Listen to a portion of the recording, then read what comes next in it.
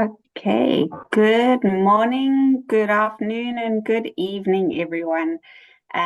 Welcome to this first webinar in a series of webinars where we're going to dig deeper into the GED and what the GED is about.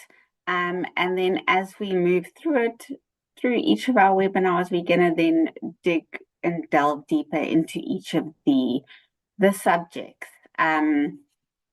It's really great that you've joined us, and we're very excited to have a webinar specifically for our valued prep providers as we look towards really offering more professional development for all our prep providers. Thank you so much for taking the time to join us today, wherever you are in the world and whichever time zone you're in.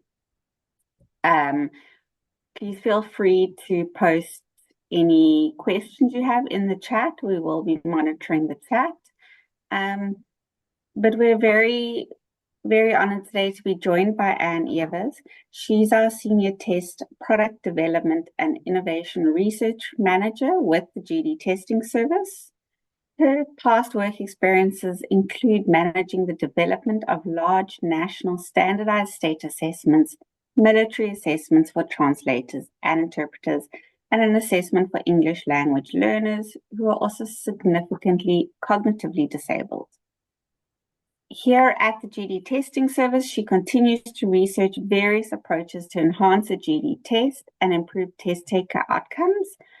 And she works closely with us here with GED International as we look to improve our offering of both the GED and the support we're providing to our students and our prep providers.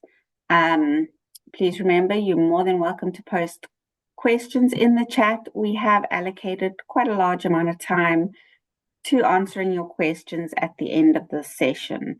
So go ahead. Anne, thank you so much for joining us. I'm going to hand it over to you. Awesome. Can you hear me okay? Yes. Okay, great. Welcome, everyone. It is early morning for Lindsay. It's also early morning for me. I'm not an early morning person, so I'm going to be trying to be on my best behavior. As Lindsay said, I am on the assessment services team, part of that team to create the test.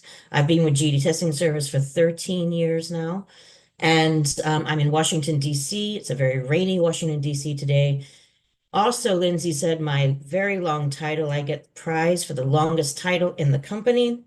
It is Senior Test Development Product and Innovation Research Manager.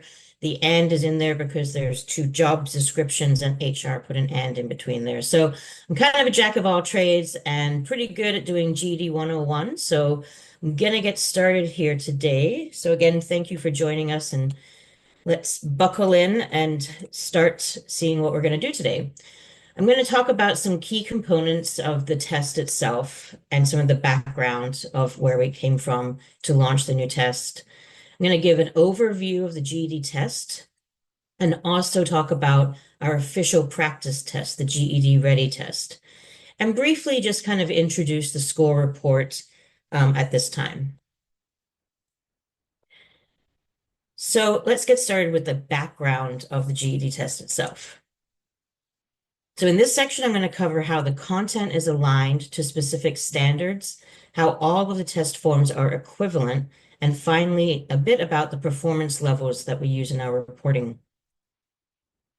So in 2014, the GED Testing Service launched a new GED test that is aligned to the current standards taught in U.S. high schools. These are called College and Career Readiness Standards, CCR. And we've developed crosswalks and conducted external alignment studies to demonstrate how our GED assessment targets are aligned to the CCR standards. While the CCR standards are US-centric, the skills and the standards are still relevant to the international audiences. And in fact, the standards are taught in top-performing countries that play a significant role in the development of the CCR standards themselves. So the scale for the GED test is 100 to 200. and the passing score is 145. Many times we're asked, how many questions do my students need to get correct to pass? There are two reasons why we don't share this information. First, the number of questions can differ slightly from form to form, and also the number of questions differ per content areas. The minimum score for a high school equivalency requires approximately 40% of the total raw score points. Then the remaining score points are distributed between the 146 and 200 scaled score points. Sometimes students perceive one test form to be more difficult than another. However, all of our test forms are created using a blueprint to meet specifications, and all test forms match these blueprints. Our psychometricians analyze test characteristics to produce test characteristic curves that demonstrate that they match all forms. Finally, the content within each reporting category is sampled, so a test taker may be more familiar with content on one test form than another. This can lead to a different perception from the learner. Our international GED test reports out at two performance levels, pass or not pass. However, the pass can be divided into three sublevels for instructional purposes. We call those pass, pass plus, and pass plus plus. I'm going to talk more about these in detail in another session, but not really today. But these can be used in instruction. All right, so let's have a look at the program. So as we look at the test, it's important to remember that there are multiple purposes for the GED test. One is to provide a high school credential by measuring whether a candidate has acquired the foundational academic skills and knowledge deemed necessary for a high school exit. The GED test will provide an alternate pathway for adults who have not earned a high school diploma. Another is to provide evidence of readiness to enter workforce training programs or post-secondary education. The GED test will measure whether a candidate is ready to enter the workforce training program or a typical entry-level credit-bearing 2- or 4-year college course without needing remediation. Finally, the GED test provides information about a candidate's strengths and the areas of developmental needing.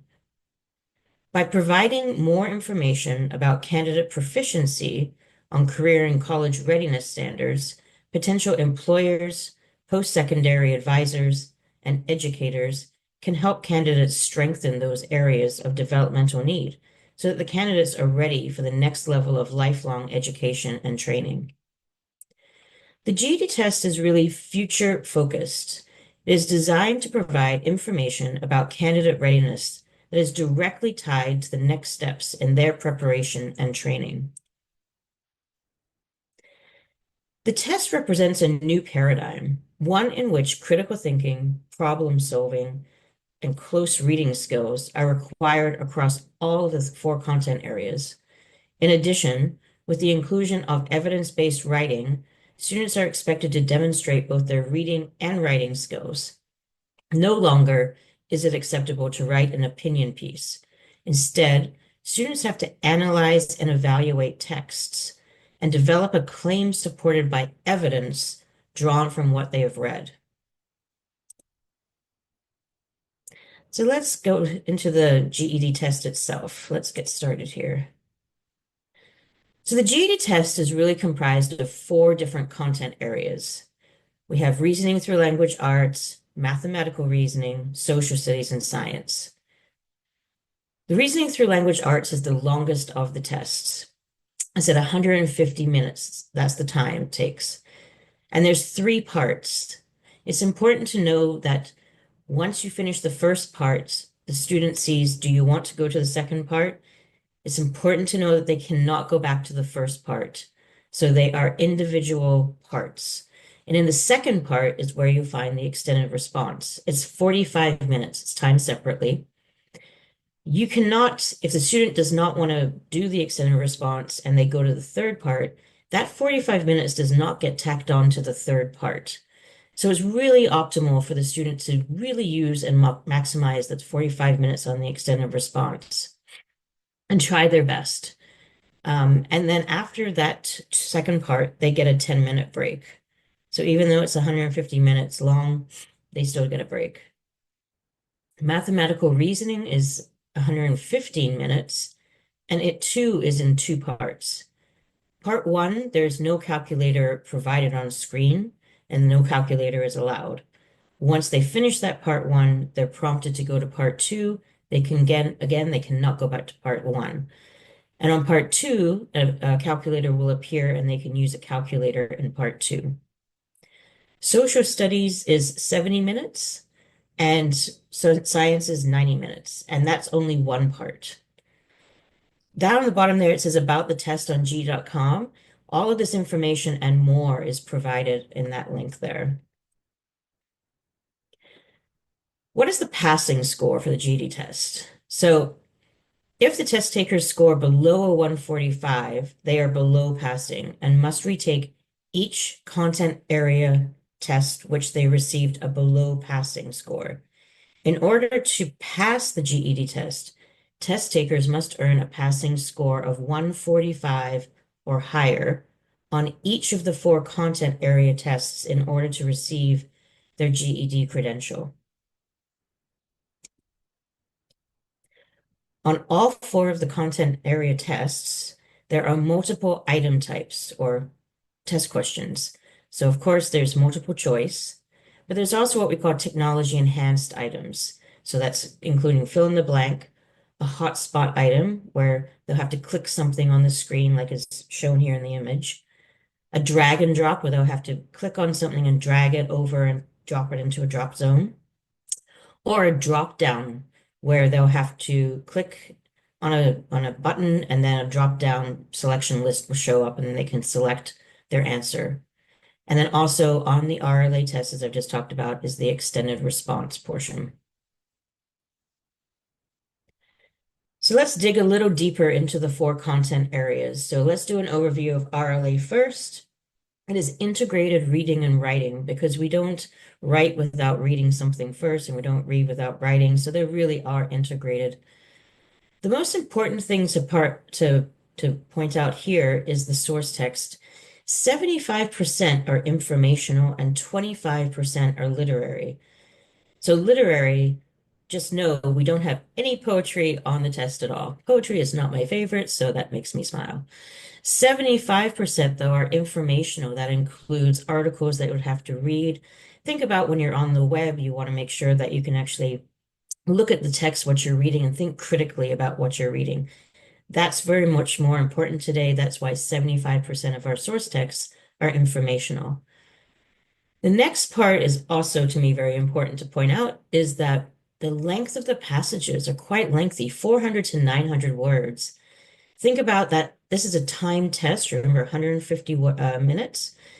This means that for the reading load, your students have to start practicing how to read at a really good pace and understand at the same time. So it is kind of, 900 words is quite long for a text. And then the text complexity are at the college and career ready level, and it includes all of these technology enhanced items and that 45-minute extended response. Let's look at mathematical reasoning. Here, the content is divided into 45% quantitative problem solving, includes things like number operations and geometric thinking, and 55% is broken into algebraic problem solving. The calculator that appears on screen is the Texas Instrument TI-30XS Multiview. On our website, we have a calculator tutorial where your students can go and they can practice with the calculator as it appears on the screen. That's very important in preparation. What's more important is the GED test is a skills-based test. I'm going to be testing, if you're in a car, for example, can you turn right or can you turn left? I don't want you to have to memorize which kind of car we're driving. We're not a recall, we're testing actual skills. So here we have a formula page. Symbols are allowed if we have fill in the blanks, and a calculator reference guide is given. What this means is that if we're going to be testing a student to give us the answer for a slope, that formula for a slope is given on the actual test. We have a formula page. They can click that open if they can't remember what that formula is, and they can just see it right there. I'm not asking if they can recall what the formula is. I'm asking, can you do the process of getting the answer? The same is true for the calculator reference sheet. So if, for example, one of the questions requires them to use scientific notation, for example, and they know it, but they can't remember how to use the calculator to do that, they can open up the calculator reference sheet and it will give an example of how they would get that, use those buttons to get the answer. Again, I'm not assessing can you use a calculator. I'm assessing can you use this specific process to get the answer. So these are all provided on our website for you to use in your classrooms too, but it's also provided on the test. So it's very important for them to know that we're not asking them to memorize anything. Social studies test. Now, this for international folks is quite a burden. It's not so easy. 50% is U.S. civics and government. 20% is United States history. 15% is economics, and 15% is geography in the world. So you might be asking yourself, wow, social studies, that's a huge realm of possibilities. So I want you to imagine a big room full of social studies content topics. And how do you weed through that? Well, we've actually helped you out there. So we took a torch or a flashlight and shone it into a really dark room of social studies content areas. And we've developed these themes to help narrow down what you will be teaching in your classroom. So the themes are development of modern liberties and democracy and dynamic responses in societal systems. A bit later, I'll talk a bit about the assessment guide for educators, but this is where you'll find all of this information and then all of the content topics they're open for you to practice and use in your classroom, and they could be possibly on the test. So out of the whole realm of possibilities of social studies content areas, we have provided you all of that information in the assessment guide for educators to help you in the classroom. So also on the social studies test, technology enhanced questions are included. Next is the science test. And so that content is divided into 40% life science, 40% physical science, and 20% earth and space science. Because again, we open up a door, we've got this big black hole of all these science content areas. We have helped you out by putting some themes together. And so we narrow it down to human health and living systems, energy and related systems. And again, in that assessment guide for educators, I can't say this word enough. On our website, all is revealed. Everything is there for you to understand all the content areas that's on there. And on the science test, we have technology enhanced. So those are the 4 content areas on the GED test. So now I'm going to talk about the GED Ready. So this is assessing the readiness. Is your student ready to take the GED test?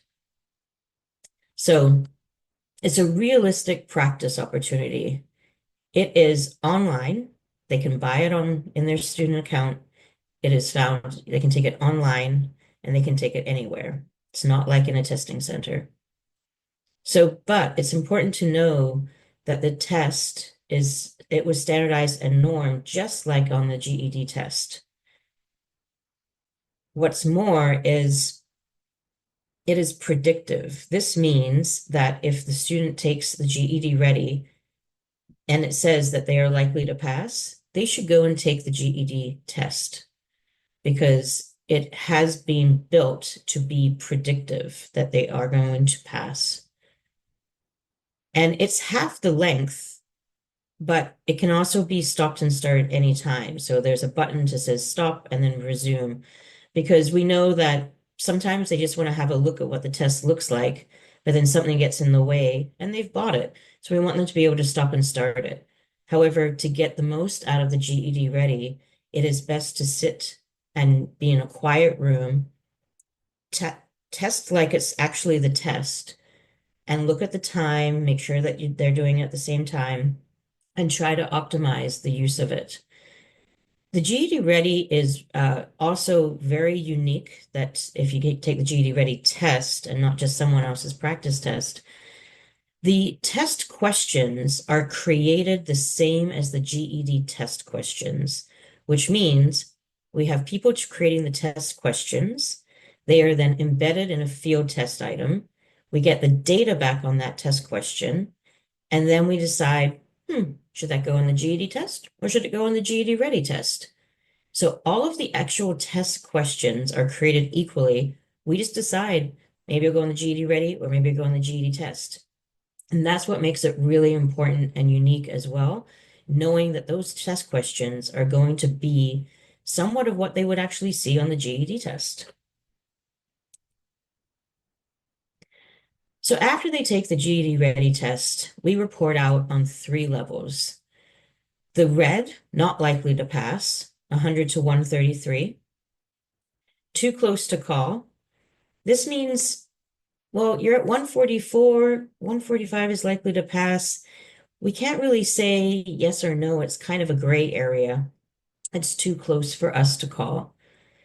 But likely to pass, if your students are scoring 145 or higher and they get a green on the GED Ready, then make sure that within the next 2 weeks they go and take the GED test and they are likely to pass that. They're maximizing their options to pass it.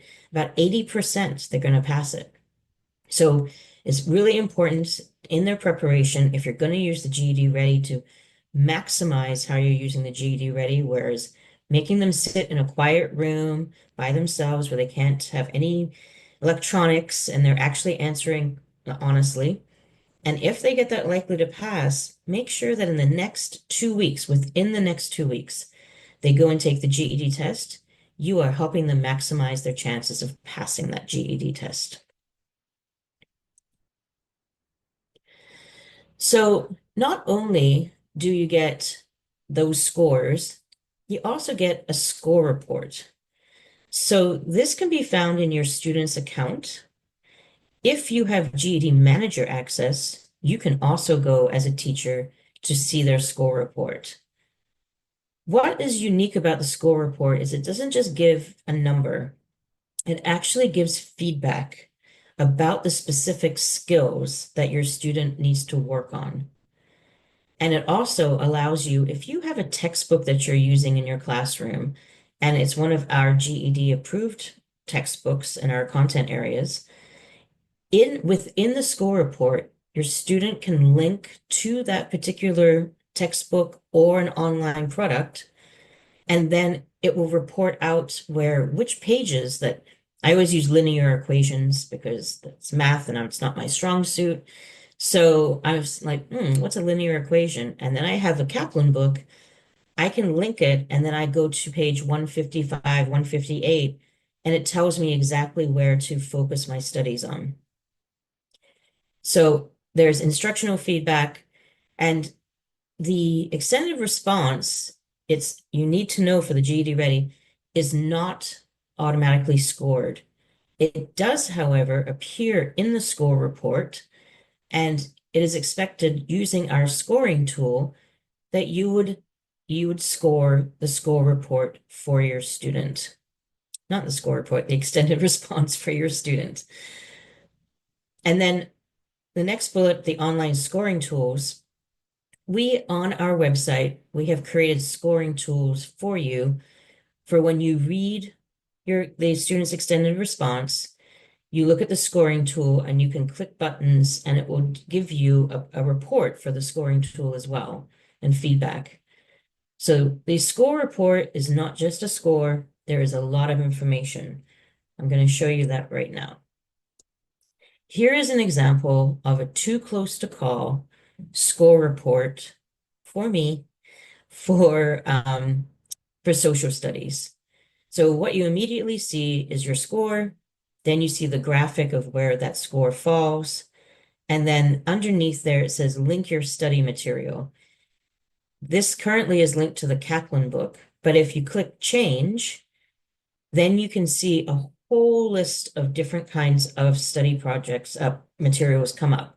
Starts with online products, and then it has a whole list of different books. So this is where your student, or if you're using it, you can ask your student to link that material. And then you'll see underneath there your skills to improve checklist. People seem to enjoy checklists, so you can scratch it off. But you see it says study pages and then 420 to 421. And then it lists the skill that that student needs to work on. This list, depending on if they score in the red or in the green, can be lengthy. And so for RLA, if you scroll down, this is what you'll see where it says writing. And here we specifically say we don't score your written response on the practice test. If you want to get feedback on your writing, you can ask a teacher to score it for you. So you as the teacher would go to your scoring tool. You would be able to see right there the written response. My response in this one was, this would be what the student typed in for the extended response question when taking the GED Ready test.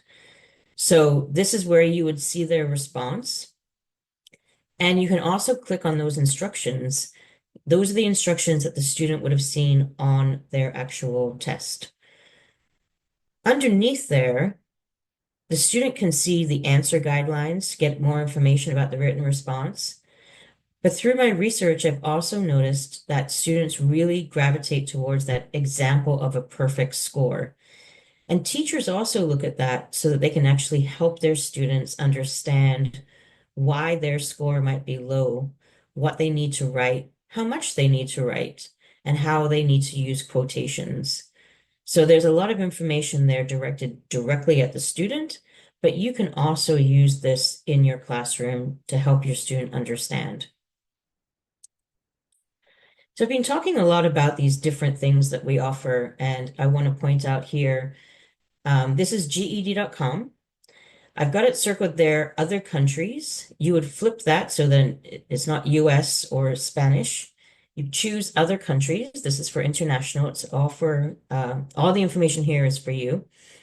And then educators and admins. You click that, and here's what pops up. Teaching the GED test. I'm going to talk a little bit about each of these little sections here. So the free classroom materials, this includes, if you click there, you'll find the computer-based tutorial, which is a low stakes kind of thing you can use in your classroom where you can navigate and use the functionality. The test itself is not very easy to navigate sometimes with the functionality. It's brand new to everybody. So if you use this in your classroom, they'll be able to learn how to open things, how to type in the extended response, what a drag and drop item, what do they have to do with their mouse if they're not familiar with doing mouse functionality. And then there's also a calculator tutorial. So this also allows them to be familiar with what the calculator looks like. What is that going to look like on the screen? How do I move it away so I can read what's underneath it? So very important test preparation kind of tools in there. Also, there are free practice tests in there that you can give for your students. There's answer explanations. So there's 10 questions on the free practice test. They could go through and answer all of the 10 questions, or they can do one by one. But up in the top left-hand corner is the answer explanation for them, which says, I chose A, and I look at the answer explanation. It says, that's incorrect because you thought it was blah, blah, blah. So it gives more information than just saying right or wrong. It's really important for us to give more information and be more explicit to the students and for yourself to kind of practice and have a look at these skills. So the free practice test is one for RLA, math, social studies, and science. Also, there are the scoring tools that you can look at, and all the passages and prompts for the GED Ready test. I'm going to get into that in a little bit more about the extended response in a bit. I want to shift our attention to the teaching resources there. This is directed straight at the teachers, and this has the performance level descriptors. Remember, I mentioned it's a pass or a non-pass for international. However, there's also sublevels of Pass Plus and Pass Plus Plus. This will tell you what your students do when they score over a pass. What kind of skills do they know? And if they want to score higher, what are the skills that they're going to have to learn to score even higher? This is all information for you so you can use in your classrooms. There's also the high impact indicators. These are this we call skills indicators. So these are the skills that might be less likely taught in the classroom. But what we did in our research, we found those students who were scoring higher and those students who are just too close to call, they weren't scoring high enough. These students were doing, the higher level students were getting certain skills better and higher more often than the lower scoring students. So we call these high impact indicators, and that too can be used in your classroom. And underneath there on the teaching resources, when you go to that page, is the assessment guide for educators. This is a really important for me as a test developer person. I call it a recipe book. I can go in there and I could answer and create a test right from there. It lists for each of our 4 content areas, it lists all the skills that we're going to be testing or possibly tested on the test. It has those content areas and those themes that I talked about. So you can get really down into the weeds of what is possible on the test. Very important section for you as a teacher. The next section there that I want to talk about is professional development. For me as a past teacher, this is really important because this is allowing me to develop my own skills based on what we're presenting here in these webinars. And here we listen to the field. We listen to concerns about, well, I don't know why our students aren't doing well in math skills. So these have been created and presented based on what we hear from the teachers out there and what we can do to help them. So not only can you go in there and listen, but there's a lot of different handouts, and also you can get badges for attending.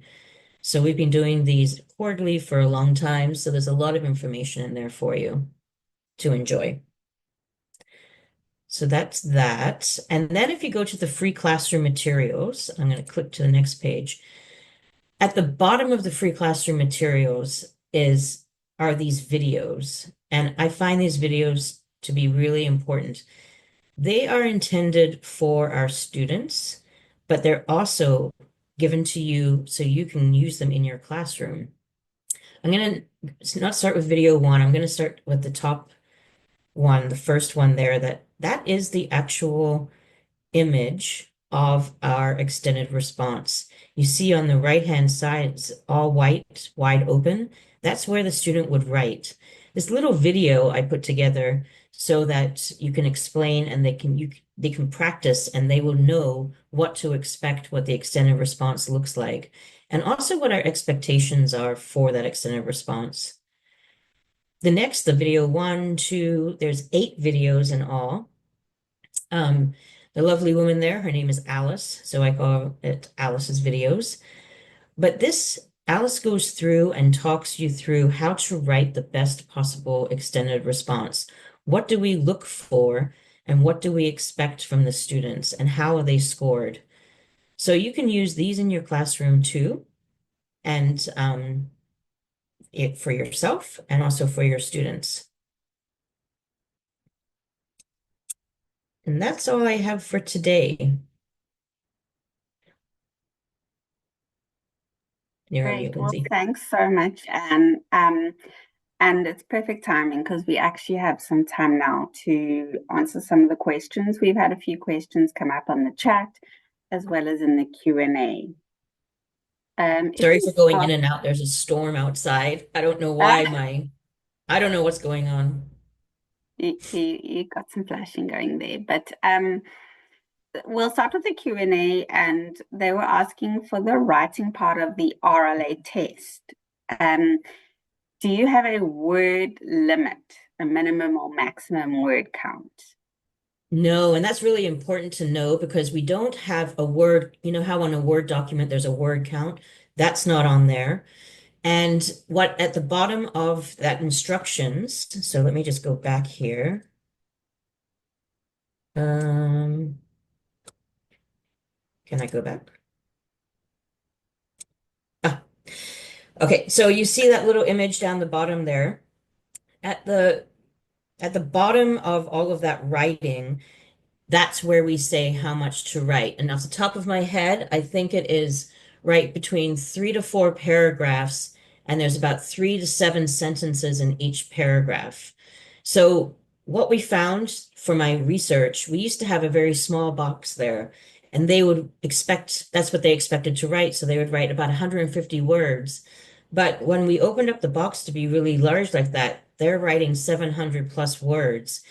Really, the more that they can write and express and get down to like what their claim is and show the evidence, the good and bad evidence, that is what they should focus on, not the amount of what they write. In order to write a good extended response, they're going to have to write 700 and plus words. But we don't have a word count, and so we put those guidelines in on that prompt right there. Okay, great. Also good to know is that we don't score for spelling. Yeah, and that So is an what we important one. what we call it is on the draft writing. So we are aware 45 minutes is a really short time to write for some people.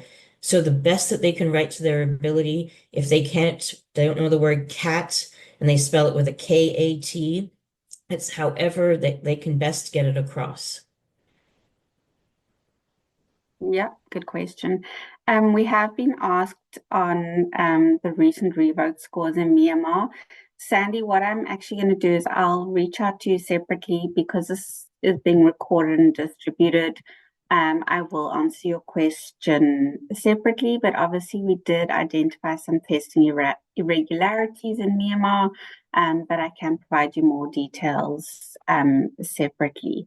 Before any score is revoked, we do evaluate it against multiple criteria, but I'll reach out to you with those criteria. I see Sandy from KMD is asking about a certificate. I'm assuming it is a prep partner certificate. I will check if KMD Myanmar has received it. As far as I'm aware, you have, but we have reports of everything. Um,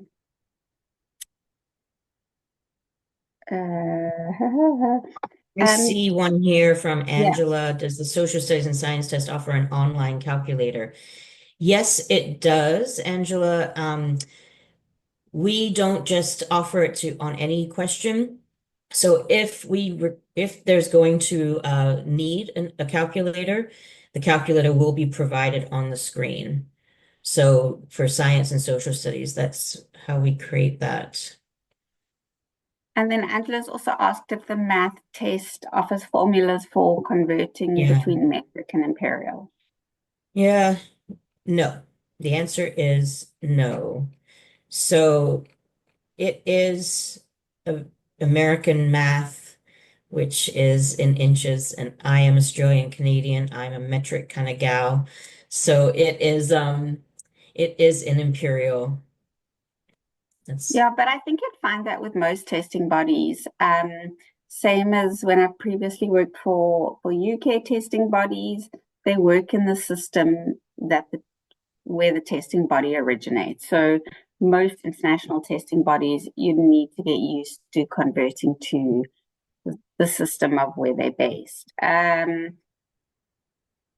Is the monitoring system good in online classes or can students manipulate it? I'm assuming not that's too sure. referring to Essential Ed online learning resources. I know it logs their hours that they are working, but if they don't do anything for their computer for a while, I know it then stops counting those hours. So it is very intelligent and it can pick up on things like that. I'm Um, going to take it, Angela's question if students yeah, take more than one ready test. So the ready tests are cycled, so they're not going to see the same ready test. If I get A form, then I will not see A form, I'll see B form next, and then I'll see C form, and then I'll see A form again. So the to maximize the usage of the Ready test is to have your students, as I said, take it in that optimal situation where they, I don't know why I'm blacking out, and where they are really doing an honest job of trying to get that green. And then if they don't, take the time in between for them to study again, and then use that study plan, that score report study plan, to actually maximize and focus in on those skills. And I mentioned the high impact indicators because what happens is there's the same kind of skill being taught in the four different content areas. For example, you're going to have to understand main idea in social studies and in RLA. And so if they're getting that constantly wrong on RLA, but they're doing really well and getting it in social studies, it's the same skill. So it allows you to kind of look down and get deeper into what that student's doing. So use the Ready test, not about just giving the ready, go get the ready, go get the ready. Really use it to navigate and diagnose like what your student needs and take them through the study period, focusing on that study plan, and then give the ready again. And hopefully that they get that green, and within the next 2 weeks, go and take the test and they're going to pass. I hope that answers your question, Angela. I think the problem comes in, and we have seen it occasionally where students go and repeatedly do the GED Ready practice test as preparation. So they would go and do 6 GED Ready practice tests. Then they will see similar answers or the same. Sorry, they will see similar questions because they're doing it so many. The practice tests are not designed for that reason, to just go and Exactly. repeatedly do them. Yeah. So use it strategically in your teaching.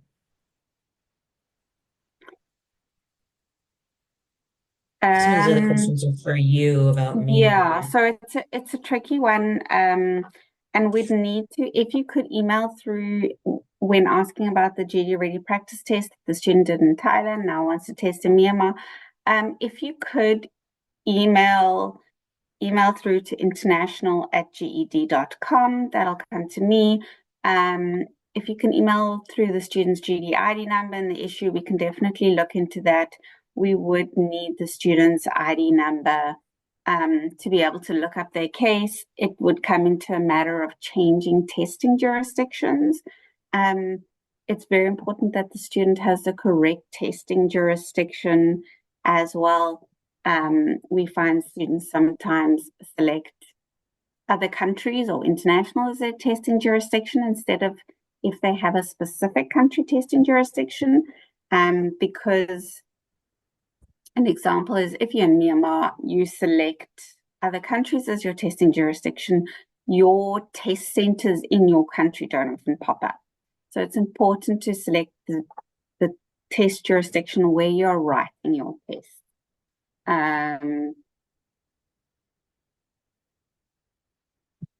Now We I'm just have answering in some, the chat. You're that's welcome, Angela. okay. We have some statistics about the fail and pass ratio of the GED test in 2024. Where is that question? Statistics on the what? Pass and fail? Yes.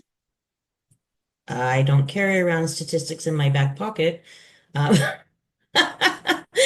um, if you email that to Lindsay, we can follow up with that question. I'm not too sure. I still don't have that information in my back pocket right now, but we can follow Yeah, up with you. for sure. And I think something that is great is obviously as part of the GED team, we've got Ben, who's our business development manager, Marissa, who's our international marketing manager, Raj, who is our business development manager in India, and myself, who's the program manager. We are available here to answer your questions. You are more than welcome to reach out to us by email, and we can certainly help you, especially with the very specific questions relating to specific students. Please just remember when you do email us about specific students, it's really helpful for you to include their GED ID number so we can actually go and look up the student and give you informed answers about that specific student. It seems that we have answered most of the questions. Ben, I see you online. Do you have any comments you'd like to add? He's at the beach. Hi. Yes. Well, yeah, I like this background. Anyway, yeah, so thanks everyone for attending. As Lindsay mentioned, we're all here, so you might not have some question yet for today. But when you get back, you may come up with something specifically. Please feel free to shoot emails to us. We're here just to support, and we would love to hear and then have those questions, resolved and work with you. So thank you for your attention, everyone. Yeah. Well, thanks so much. So this will be the first in a series, and each one will dig deeper into the test, so that hopefully we can get more of an understanding. So stay tuned. We'll definitely be setting up another one where we look even further into the test. Thank you so much for joining us, everyone. Marissa will be sending out the recording, so if you want to go back and re-watch anything that Anne covered, you're more than welcome to. And we look forward to seeing you again soon. You, everyone. Thank you all.